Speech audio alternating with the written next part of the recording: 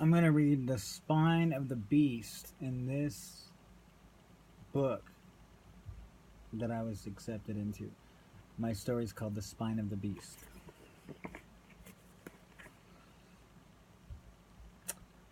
I remember when the bigger house in the better neighborhood, the swimming pool, the 3 cars and 2 gas-guzzling trucks, the nosy neighbors, all destroyed our spring breaks and summer vacations to Catalina Island. Every year, we and our precious boat, our 50-foot baby darling, ventured 26 miles into the Pacific Ocean, to the home of the last roaming herd of American bison, for weeks at a time, until one day it came to an end. I was 16, and as a teenager, everything and nothing matters. The smallest comment or incident sets you off with undeterrable justification for uncouth behavior. The teenager's God-given right to justly do wrong. What are we going to do for summer if we sell the boat, Papa? Well, we can make the boat payments as a family. I'll take care of the gas. That costs $500 alone, he suggested to Mom insistently. Silence. No, really, what are we going to do, Papa? They laughed. Mama tried to explain, but I still didn't get it. Honey, it's just way too expensive. We just can't afford it anymore. I remember when Mama told me that taking the boat to Catalina was her favorite thing to do in the world. It was mine and Papa's, no doubt. So why we got rid of something that made us all so happy was beyond me. The whole idea of life was beyond me, as we lived in our 2-story house on the California shoreline in a town called Gospel Swamp, a place with no swamps and not many churches. The town later evolved into a city, so my parents moved up the coast of Long Beach and bought a 1-bedroom condo off Ocean Boulevard. A sweet little life for the retired. Sorry, son, you always said when I'm 18, I'm out of here. I know you'll do fine, honey. Keep in touch now. A year later, I still hadn't found a place to live. I needed a home, a family with fresh new careers, 2 small children, a false sense of hope lived in ours. At 19 years old, I'm on my own. I am who I am, a man lingering around his parents' place in another city, a creep in the dark. Who I am hurts pretty bad most of the time, except for the other night.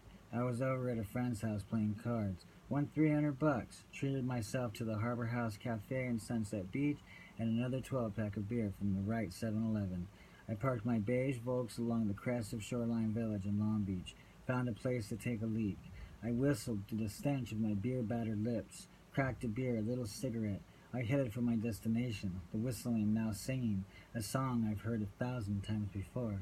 26 miles across the sea, Santa Catalina is waiting for me. The lyrics sat in my brain. I stumbled along the docks. The harbor lights melted into the fog. I lit another cigarette, followed the trail of tall black lamps with sallow lights.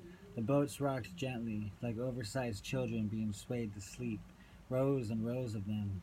And upon my right, on the 3rd floor in condo number 301, my undeterrable justification.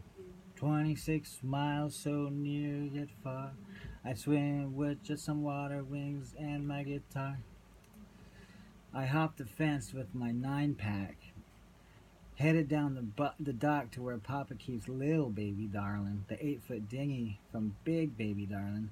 Papa ties it to his neighbor's boat. Papa doesn't have to pay for the slip. Smart. I lifted up the gas tank and grabbed the keys. I unlocked and untied the boat, coiled the lines. I rode into the fog, letting the misty morning cleanse my face, my body, my soul. I couldn't see 10 feet around me, so I started up the 18-horsepower motor. I let it idle a bit, then motored slowly through the milky fog. The harbor's pale breath stroked my cheeks as I followed the songs of the sea, the faint howling wind, the occasional distant foghorn. I heard the splash of water slap the sides of boats, the choir of barking sea lions, the seagulls' cry. Then a red light cut through the fog. The barks grew louder. The next thing I know, I'm near the sea. I take a 2-minute leak off the side of my vessel with a beer in one hand and my junk in another. A cigarette swung from the songs of my drunken lips. 40 kilometers and a leaky boat. Any old thing that'll stay afloat. I laughed. I laughed at my own self. I laughed at my 8-foot rubber boat with an 18-horsepower engine. Still, I motored through the morning fog, out to the Pacific Ocean to follow the 8 o'clock Catalina Express out of Long Beach Harbor, a 100-foot ship with hundreds of passengers, 26 miles to the island of Catalina. Sure, it was crazy, but I missed the island, the people on the island, the strangers I know by their smiling face, That is all that mattered as I busted through the fog a tad off course, but not bad, not bad at all. And I let the world know. Hear me, world, I'm your new master. I'm a sailor, a pirate. I'm the god of the sea. Hear that? I'm the god of 70% of this world. Obey me, fish. Obey me, birds. Obey me, hags of the sea. The land is for animals. The rest may come with me to roam with the bison on the green hills of Catalina. We will dance. Then I fell on my ass and broke my cigarette.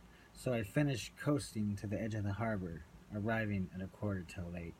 I waited for a half an hour or so, drank more of my breakfast. Then there it was, slicing through the sea of cargo ships outside the ports. At 8 a.m. out of Long Beach, I twisted the throttle, tore across the ocean, across the orange stripe the sun painted on the sea. Not 5 minutes later, I sped behind the 100-foot Catalina Express, a daily charter boat to the island. I followed in the goddamn rubber dinghy, the throttle at full speed the entire time. I tried to keep up, and for the first half I did, but the swells got bigger, and the sky never cleared. Then the ocean blew cold breaths of fog until it totally returned. I kept up for another 5 miles or so until the air thickened more, then completely swallowed the ship, leaving me alone at sea. The water rolled higher, the skies grayer. A rumble of thunder warned of a storm ready to take me out, end it all for me. I rolled slowly over another swell, back down into the cleft of the next towering wave that almost broke. There was no lightning and no rain, but the thunder roared aggressively, and I laughed, and I sang. 26 miles across the sea, da-da-da-da-da-da-da-da-da. I rolled over the next wave, high through the pallid misty air, when the fog suddenly thinned.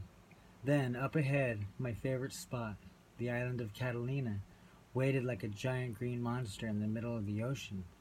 A whirl of dust from a large stampede of bison thundering along the spine of the beast.